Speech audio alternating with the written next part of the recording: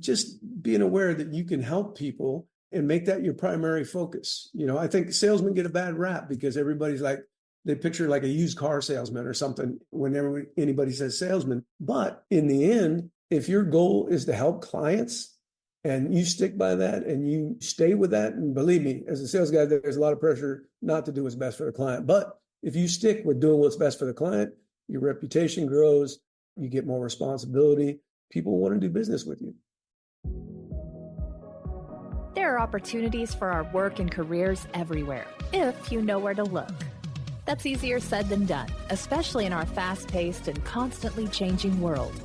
Marianne Fairmouth is talking to experts, employers, and job seekers to bring you insight and understanding about what's possible.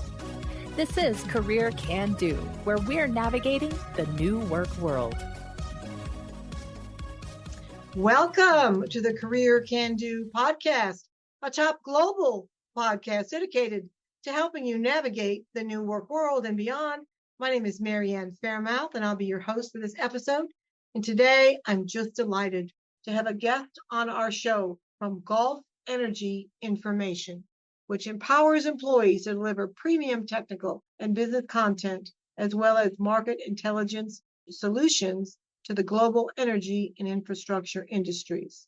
Jim Watkins is a media professional in the global energy industry. Through global energy infrastructure and construction box store database, Jim's company provides market intelligence solutions to their audience. Their market-leading brands, some of them I'm sure will be familiar to y'all, are Petroleum Economist, World Oil, Pipeline and Gas Journal, Hydrocarbon Processing, Gas Processing, LNG, Carbon Economist, and Underground Infrastructure, just to mention a few. They provide, as I said, market intelligence to the global energy industry through global energy infrastructure and construction box score database, which, in my opinion, and opinion of so many, it's really helped businesses grow and expand. And I want to have him on the show today because Jim just has so much good experience to share with our listeners. So, after that incredibly long introduction, without further ado, help me welcome Jim Watkins. Jim, say hello to everybody. Hi, everybody, and thanks for that generous introduction there, Marianne. Appreciate it. Well, it's my pleasure. Your company goes back on many, many years with me. I've advertised in some of your magazines and seen you at some of the industry conferences. And I know the great exposure and services you provide to our industry. So, Jim, tell us, a little bit about how you got into this industry and kind of what made you get into it. Oh, yeah. Well, it's quite a long story, longer than we have here, unfortunately. But yeah, we kind of fell into this business, my wife and I, because the company was looking for people to represent them on the advertising sales side in Europe. We knew the person who was the current sales rep in Europe, and they were getting ready to retire. And so we took over from them. And that's 26 years ago now. So a long, long career in sales for sure. Just backing up a little bit about the company, about Gulf Energy Information, you called out a few things that are very important. One is that we do have a lot of data, and data for specific areas in the energy market, right? So our big brands are World Oil that you mentioned, Pipeline and Gas Journal, which is kind of the midstream, and then also Hydrocarbon Processing, which is downstream. So there's magazines associated with each of those brands, so websites you can go check out. But also, we have databases. And for this audience, I think in the pipeline world, it would be very interesting for them to take a look at our database on pipeline projects, global pipeline projects. It's fascinating. You can see not only, the pipelines that exist, but, planned pipelines that are in construction, and you can drill down in there and you can get all of the information you'd ever want to have on who to contact for different pieces of equipment and things like that. So it's an important resource for people in the pipeline industry for sure. But so is the magazine. I mean, the magazine's been around for, I think it's 134 years now. It says 1916 is when you all started, right? Yeah, no, that was the World Oil one, but the pipeline one was actually even before that. Wow. So it's very, very old. It's been around. It is the reference. If you're in pipeline, you know Pipeline and Gas Journal. Now, there's other magazines that have come on since, but none of them have that history and tradition of bringing our subscribers the technical information that they need to do their jobs well, basically. I mean, it's full of technical articles. It's fascinating. And for me, and my part in this whole situation, because I came on as a salesperson, a sales rep for the company, it made it very easy. Your job is always easier if you have something great to Oh, sell. yeah. Isn't that the So, truth? Yeah. and that's been one of my advantages in my career, because it has been with golf, that we have really the top publications in those three domains. When you're talking about upstream oil and gas, midstream oil and gas, or downstream refining petrochemical, we have the biggest titles. So it's easy to talk to people about. We can help a lot of people that way. Well, I know that my sweet late husband, he owned a coating company and he would advertise in the Pipeline and Gas Journal. And I remember him coming home and saying, well, he was going to continue to do that because he got so much good response from those ads he ran. And that was, over 40 years ago.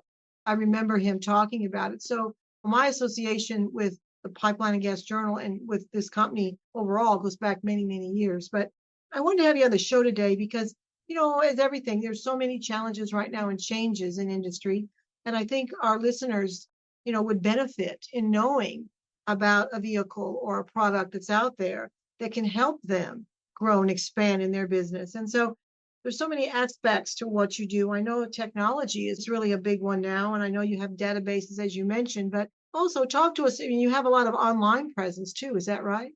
Oh, absolutely. There's, websites for every single one of those brands I mentioned. We have newsletters, technical newsletters, all of the regular, webcasts, anything that you can think of that people use for marketing and reaching out. But one of the things that's interesting is that my role changed in January. And so I had actually developed podcasts for the company starting back when I came here about 8 years ago now, when I moved back to the US from working for the company in France for a lot of years. And I said, podcasts are becoming a thing. We need to be doing that. And so they were like, okay, great, Jim, you go ahead and do that. So I started that on top of my regular sales duties, started developing the podcast. This was for World Oil at the time. And since then, it's spread to all of our brands. Every single brand has a podcast. Some brands have more than one podcast specializing in things. And I would say for people who are interested in marketing, sure, there's a lot of digital things out there. There's everything you can think of under the sun. But I would say if you aren't connected with a podcast, if your company doesn't have a podcast, seek out podcasts as a way to get your message out, because it's a little bit different than all the traditional media, right? I mean, first you had just a magazine, and so people could read that. Then you had a website, so people could go online and find it. All of our brands have transitioned, so there is no more paper magazine. It's all digital, whether it's website, newsletter. We make digital versions of the magazine, so you can still look at it on an iPad or on your phone. But podcasts are different in that the audience actually listens to what you have to say. And that is a medium that is just starting to really reach its potential now. Look, here we are on a podcast, right? I mean, would this have happened 5 years ago? Probably not, right? The same for technical things, because a lot of people are used to listening to podcasts for entertainment and things like that. But as the younger generation comes up, they're used to listening to podcasts. And so getting technical information, that type of thing, they see that as the natural extension of their media universe, if you will. So Well, I agree. definitely check that out. And Jim, our backgrounds are very similar now that I think about it. Back in 1997, I owned a magazine called Jobs Houston Magazine, and we shut it down back in 2005. But I also, as you know, because of this, I have a podcast, and this podcast really helped so many people, not only employers and applicants and recruiters, but people in general that maybe are just thinking, oh, listen, it's not Marion's got some people on there about mindfulness and different things. So I agree with you. I think podcasts now are really, really looked upon as a new way of gaining information. You can listen to them in your car. You can listen to them on your phone. I mean, there's just so many ways to get that information to you. I think it's great. I mean, the evolution of your company, what you've done. But the other thing, Jim, as a recruiter on my end here, my side of the desk, you've done so well with your career. And can you share with our listeners, you've had your entire career in sales, but what's really made you propel into all these great areas of, media and podcasts and magazines and all these cool things? I mean, this is going to give our listeners some some inspiration as far as how to, expand your own career. How did you do it, Jim? It just sounds like you've had such a wonderful career and it all started in sales. How did that all happen? Yeah, well, I'll tell you, I think it's quite interesting if you talk to different people. And I end up talking to a lot of people, being in the sales, and especially now as director of podcasts at Golf, I end up talking to a lot of people about a lot of different things. But I think what's really helped me is two things, and I think this is key for anybody who would be considering a career in sales. One is I'm curious about everything. So for me, when I started, I didn't have any particular knowledge. I mean, that wasn't my educational background in oil and gas, but I was hungry to learn. And so what better way to learn than talking with people, right? Especially because I was in advertising sales and there was just magazines back in the day when I started. There were barely websites. The websites were so rudimentary. It was just magazines.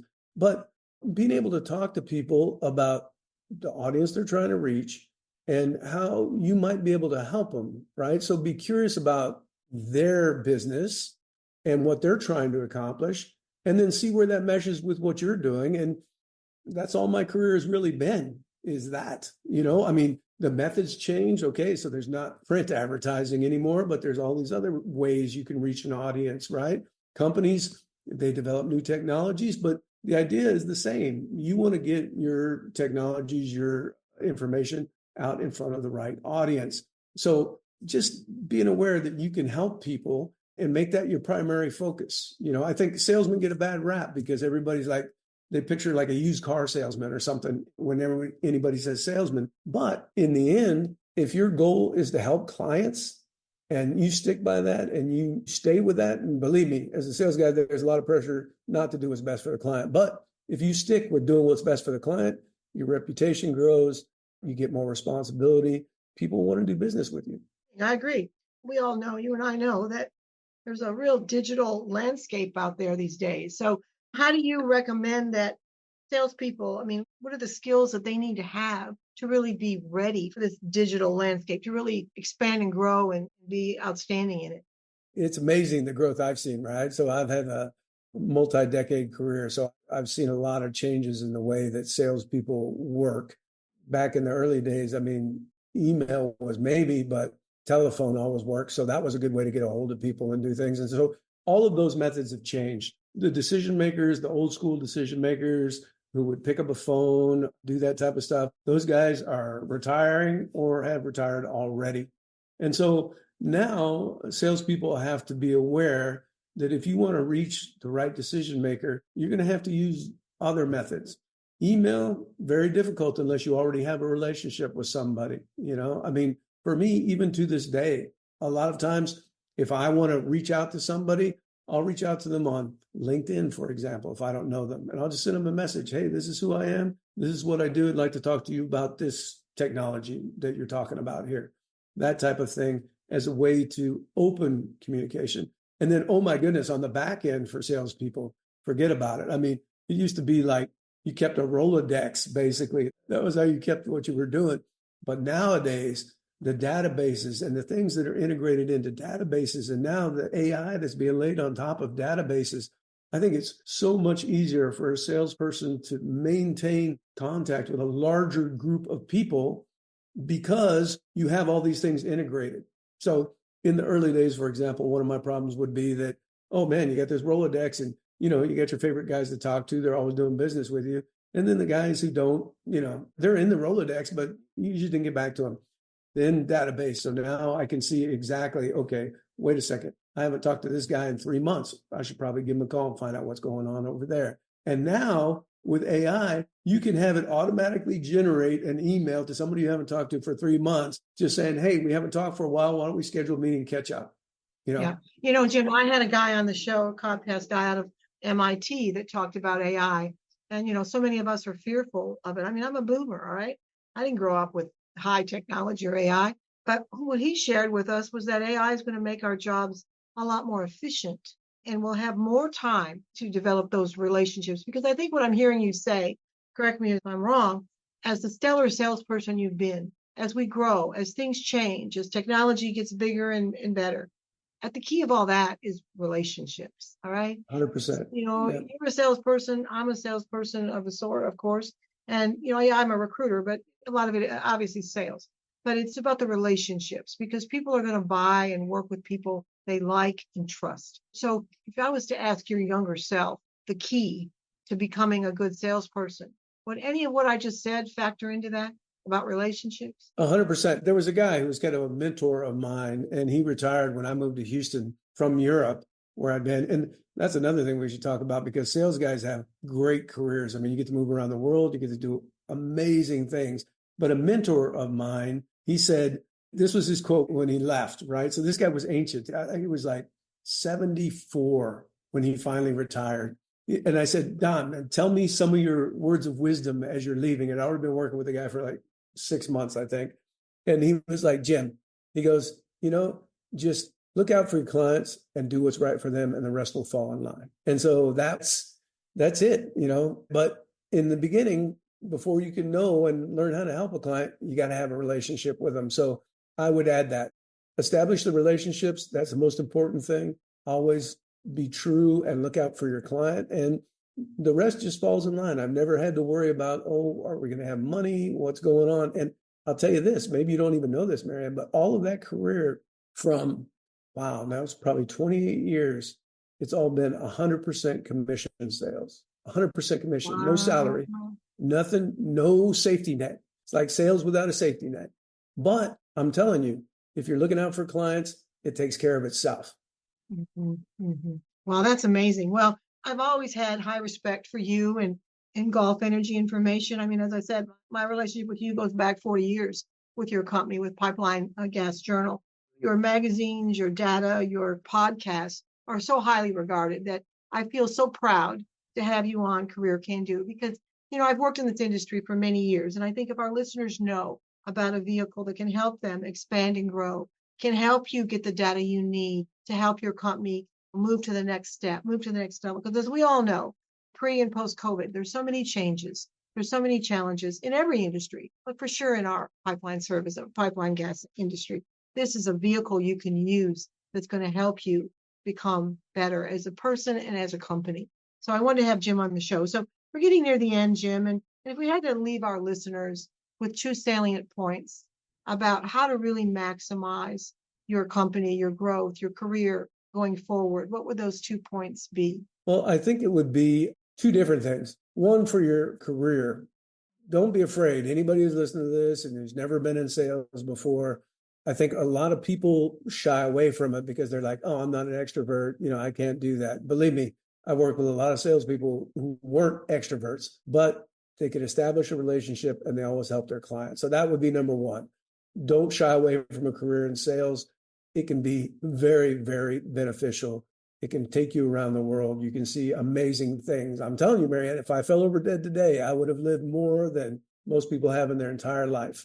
I've seen amazing things, been all over the world. And for a company, if you're trying to maximize your exposure and to get your new products out in this day and age, with the digital landscape being the way it is, and trying to reach the new decision makers who are coming up, the younger guys who are coming in, I would say focus on the digital. It's fantastic because you can get ROI on anything.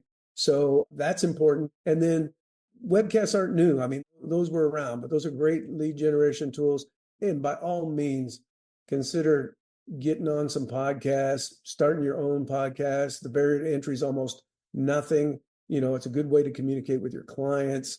It's a good way to get your information out. So definitely look at podcasts. And that's my director of podcast hat here at Gulf. Because well, I love it. Well, Jim, if people want to get a hold of you, I mean, all of this information will be on my website, paramount.com. But if people want to get a hold of you, how do they do that? Do you have a website they can go to, or how do they get a hold of you? Yeah. They can just email me, jim.watkins, WATKINS @gulfenergyinfo, all one word.com. Okay. All right. Well, this has been amazing. I'm so thrilled you took the time today to be on Career Can Do. I think the world of your company. I will continue to work with it. And again, for all of you listeners, please check out Global Energy Infrastructure. They offer so many wonderful services, and they're class act people. They produce quality results, and I think it'll help you become your best self, but also help your companies grow. So again, thanks so much, Jim, and we'll see you all next time. Bye-bye. Thank you. Bye. We thank you for tuning in to our Career Can Do podcast. We make no guarantees on results for your particular quest, but we hope you enjoy the information presented. The views and opinions expressed in this program are solely that of the guest or speaker and do not necessarily reflect the views or positions of Marianne Fairmouth and Fairmouth and Company. Thank you.